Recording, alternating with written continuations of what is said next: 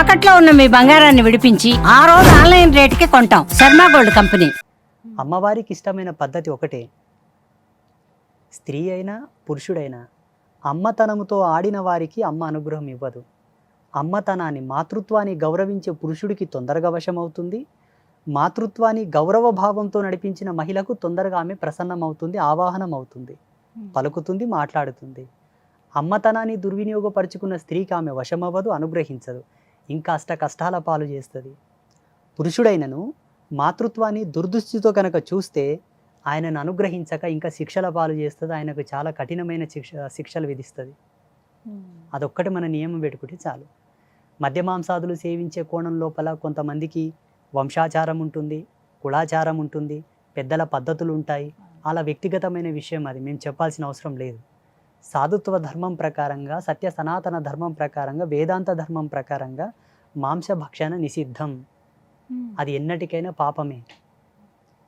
మద్యపాన సేవనం కూడా ఎన్నటికైనా పాపమే. మా ధర్మం ఏంటంటే తినకండి, తాగకండి అని చెప్తాము. తింటారా తాగరా వాళ్ళ వ్యక్తిగతమైన విషయం అది. అమ్మవారికి అవి రెండు కూడా నచ్చవు.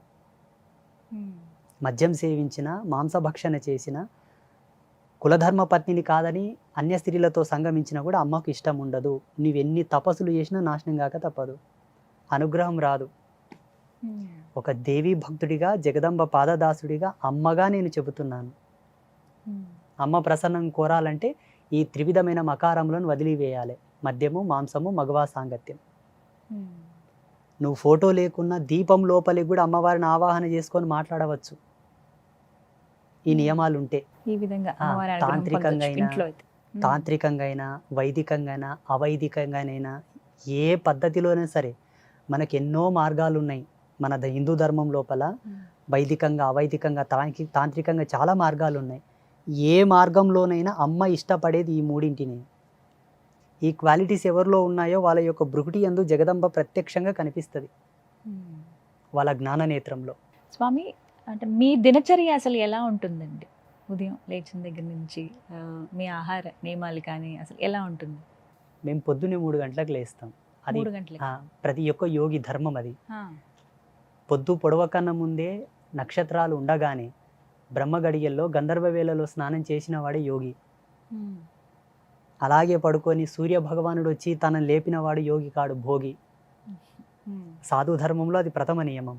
3 గంటలకు లేచి 4 గంటల వరకు ఏకాంత ధ్యానం, 4 గంటలకు మళ్ళీ శుచి శుభ్రతలు చేసుకొని అమ్మవారి ఆరాధనలకు వెళ్ళడం, 6 గంటల వరకు అమ్మవారిని అంతా సర్వ శోభాయమానంగా అలంకరించి అమ్మవారికి సర్వ కంకర్యాలతో పూజలు అర్చనాదులు చేసి భక్తులకై అమ్మ దర్శనం వదిలిపెట్టడం.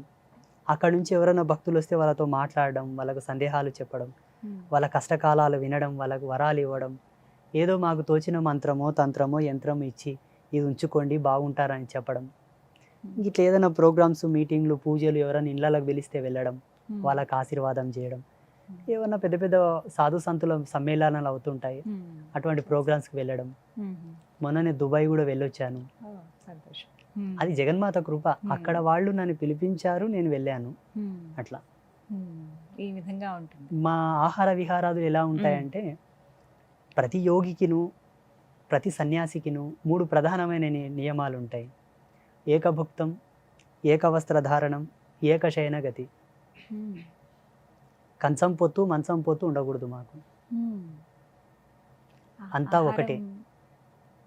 ఆహారం అంటే ఏం తీసుకు? ఏకభుక్తం, సాత్విక ఆహారమే, స్వల్ప ఆహారం అంత కొంత. ఓ కుంభాలు తినడం అంటే అది భోగత్వం అవుతుంది. ఈ శరీర ధర్మాన్ని అనుసరించి తినడం కానీ లేకపోతే అది కూడా అవసరం లేదు మాకు. దీనికి ఒక రిజర్వేషన్ ఉంది. ఈ శరీర నిర్మాణానికి ఒక ధర్మం ఉన్నది. మా తల్లిదండ్రులు ఇద్దరు ఈ శరీరాన్ని నాకు ఇచ్చారు. దీన్ని నడిపిస్తున్నది పంచభూతాలు. ఈ శరీరం భూమి యొక్క ఆవరణంలో నడుస్తున్నది కాబట్టి అంత తినాలని ఒక ధర్మం, అంతే. ఆకలి కూడా మాకు పెద్ద ఏం ఇబ్బంది లేదు. పేరు మురళీకృష్ణ. నాకు సందేహం ఏంటంటే చాలామంది అదే పాపాలు చేస్తే అదే నరకానికి వెళ్తారు, పుణ్యాలు చేస్తే స్వర్గానికి వెళ్తారు అంటారు. నిజంగా ఇది జరుగుతుందా? ఒకవేళ జరిగిన ఒక పర్సన్ పాపాలు చేసినందుకు తను ఎన్ని జనరేషన్స్ వరకు అనుభవిస్తారు? ఇంతకుముందు మనం చెప్పుకున్నట్లనే పాపం యొక్క తీవ్రత బట్టి పీరియడ్ టైం పెరుగుతూ ఉంటుంది. అయితే ఇక్కడ పాపం చేసినోడు నరకానికి, పుణ్యం చేసిన వాళ్ళు స్వర్గానికి వెళ్తుంటారా లేదా అన్న కన్ఫ్యూజన్ అవసరం లేదు. It's a clear. భూమి ఆవిర్భావం చెంది మానవునికి విజ్ఞానం వికసితమైనప్పటి నుండి శాస్త్ర సిద్ధాంత లిఖితమైనప్పటి నుంచి చెబుతూనే వచ్చారు, తప్పు చేయకండప్ప శిక్షల పాలవుతారు, నరకం కోతారని. ఇప్పుడు మీకు అది క్లారిటీగా క్లియర్గా అర్థం కావాలంటే, మంచిగా ర్యాంకు తెచ్చుకొని మంచిగా మార్క్స్ వచ్చిన వానికి ఒక మంచి కాలేజీ లోపల సీట్ ఇస్తారు. ఆ కొరతో చిన్న చిన్నగా మార్కులు వచ్చిన వానికి ఇయ్యరు. ఎందుకు ఇయ్యరు? తక్కువ వస్తాయి కాబట్టి, మార్కులు తక్కువ వచ్చాయి కాబట్టి. అది జీవధర్మ సిద్ధాంతాన్ని అనుసరించి నువ్వు జీవించలేదు కాబట్టి, నీ ధర్మ నిడివిని అనుసరించి నువ్వు ఎక్కడికి వెళ్ళాలో అక్కడనే వెళ్ళాలి. జీవధర్మ సిద్ధాంతాన్ని అనుసరించి బ్రతికి ఉత్తమ స్థితిలో నువ్వు నడిచావు కాన నువ్వు ఎక్కడికి వెళ్ళాలో అక్కడికి వెళ్ళాలి. అది ఈ టైం సిస్టమ్ డిసైడ్ చేస్తుంది. కాలధర్మ సిద్ధాంతం, ఈ కాలానికి ఒక సిస్టమ్ ఉంటుంది, ఒక రూల్ ఆఫ్, ఆ రూల్ మెయింటైన్ చేస్తుంది దీని అంతని కూడా. సో ఇక్కడ ఏంటంటే ప్రతి జీవుడు కూడా ధర్మానికి తల వంచి ధర్మానికి అనుగుణంగా బ్రతకగలిగితే నరకం అనేది భూలోకానికి పరిచయం అవ్వదు, ఇక్కడ అది మనకు రాదు కూడా. నడవలేదు కాబట్టి నరకం మనకు పరిచయం అయింది ఇప్పుడు. ఉదాహరణకి ఏ హత్యలు, ఏ నేరాలు, ఏ దొంగతనాలు చేయకుంటే జైలుతో ఆయనకి ఏ సంబంధం లేదు. ఒక వ్యక్తి జైలుకి వెళ్ళాడు అంటే తప్పు చేయడం వల్లనే వెళ్ళాడు కదా, తప్పు చేయకపోతే జైలుకి ఆయనకు సంబంధమే లేదు కదా. చక్కగా ఇంట్లోనే జీవించవచ్చు, భార్య పిల్లలతో ఆరోగ్యంగా మంచిగా. అలాగే జీవుడు తప్పు చేశాడనే నరకానికి వెళ్తున్నాడు, చేయకపోతే పోడు కదా. ఒకవేళ తనకి ఈ శరీరం ఉన్నంత వరకు శరీరం మీద భయంకరమైన పాపాలు చేశాడు అనుకోండి, 7 జన్మల వరకు ఎంటాడుతుంది ఆ పాపం, వదిలిపెట్టదు. ఎన్ని పూజలు చేసినా వదిలిపెట్టదు. చాలామంది అంటూ ఉంటారు, అదే ఈ జన్మలు చేసిన ఏ జన్మలో తాకితే పాపాలు ఉంటారు, అది నిజమంటారా? 100%. ఆ పాపం యొక్క ఉన్నతిని, ఆ స్థితిని బట్టి అవి తగులుతూ ఉంటాయి. అన్ని పాపాలు ఇదే జన్మలో అనుభవించాలని లేదు, అన్ని పాపాలు వేరే జన్మలో కూడా జనరేట్ అవుతాయని లేదు. అది పాపం యొక్క తీవ్రత, ఆ స్థితిని బట్టి. చూడండి, గోహత్య, బ్రాహ్మణ హత్య, సాధు హత్య మహాపాపం, ఎన్ని జన్మలకైనా అవి తీరవు. అట్ ద సేమ్ గో నింద, బ్రాహ్మణ నింద, సాధువు నింద, కన్న తల్లి నింద, తోబుట్టు అయిన చెల్లెలి నింద, ఈ 5 మందిని నిందించడం, తూలనాడడం, వ్యంగ్యంగా మాట్లాడడం, దురుసుగా ప్రవర్తించడం, వాళ్ళను కొట్టినా తిట్టినా, ఏ వంకగా వాళ్ళతో అసభ్యకరంగా ప్రవర్తించినా అది ఈ జన్మలోనే తగులుతుంది. ఇవి ప్రమాణాలు. దైవనింద చేసిన, శివభక్తులను, విష్ణు భక్తులను అవమానించినా కూడా వాళ్ళ పాటికి వాళ్ళు భక్తులు అయింటారండి. మీకేం పని వాళ్ళని నిందించడం, వాళ్ళని హేయంగా మాట్లాడడం, నింద చేయడం, అవి ఈ జన్మలోనే అనుభవించాలి. మరికొన్ని పాపాలు ఎలా ఉంటాయంటే, ఈ జన్మకు ఈ స్థితికి ఆవరణం కాక ఉత్తర జన్మకు అవి బాగా నిలబడి ఉంటాయి, నోరు తెరుచుకొని నిలబడి ఉంటాయి, పట్టుకోవడానికి రెడీగా ఉంటాయి. ఉత్తర జన్మ అంటే now you are the bachelor. పెళ్ళయిందా? ఓకే, సారీ, పెళ్ళి కాలేదు, తెలుసో తెలియక అన్నాను. ఓకే, ఈ జన్మతో ఈ బాడీ ఆఫ్ స్ట్రక్చర్ తోటి నువ్వు ఏదైనా పాపం చేసావు అనుకోండి, ఆ ఆరా అంతా నీ పైన ఉంటుంది, ఆ జీవకళ. ఈ కళతో నువ్వు పిల్లల్ని కన్నావు అనుకోండి, నీ యొక్క శేషము నీ భార్య గర్భమునందు ప్రవేశించి బయటకు వస్తా చూసావా, అది అక్కడి నుంచి కూడా ఆ పాప అంకురం వస్తూ ఉంటుందన్నమాట. 100%. ఇంతో అంతో నువ్వు చేసింది డిపాజిట్ అవుతుంది నీ పిల్లలకు, బ్యాంక్ బ్యాలెన్స్ డిపాజిట్ అయినట్టు.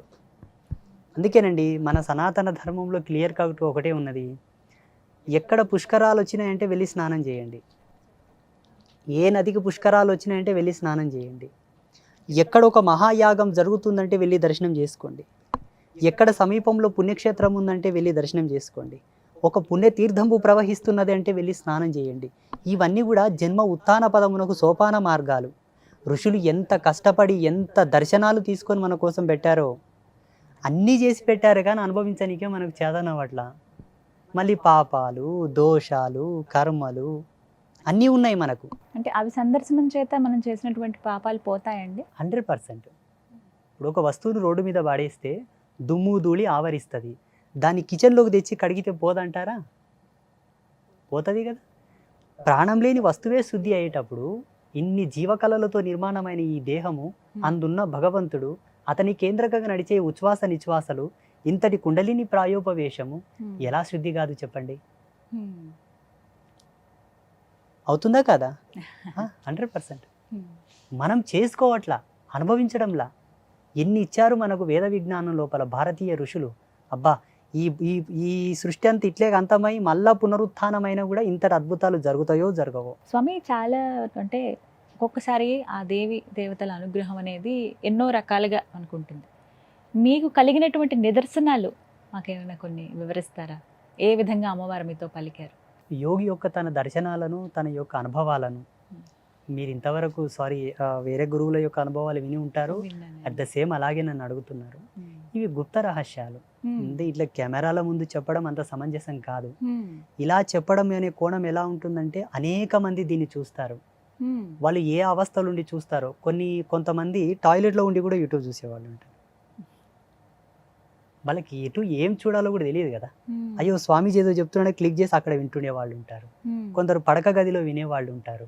మ్మ్. ఆయన ఏ స్థితిలో ఉన్నాడో ఆయనకు సంబంధం లేదు, ఏదో బోర్ కొట్టియో పని లేకనో వింటూ ఉంటాడు. మ్మ్.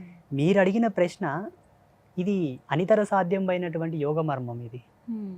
చాలా మార్మికమైనది. అమ్మవారు నాకు ఇచ్చినటువంటి దర్శనం అనుకోండి, మ్మ్. నాకు వచ్చిన అనుభవాలు అనుకోండి. ఇలా కాకుండా మ్మ్. దాన్ని తెలుసుకోవాలని ఉత్సుకు ఎవరికైనా ఉంటే మ్మ్. ఒక పద్ధతిగా అట్లా అడిగితే చెప్పవచ్చు. మ్మ్. మాకేముంటుందామంటే మా సాధు ధర్మం లోపల తన అనుభవాలను యోగ్యుడైన శిష్యుడికే ధారబోయాలని ఉన్నది. మ్మ్.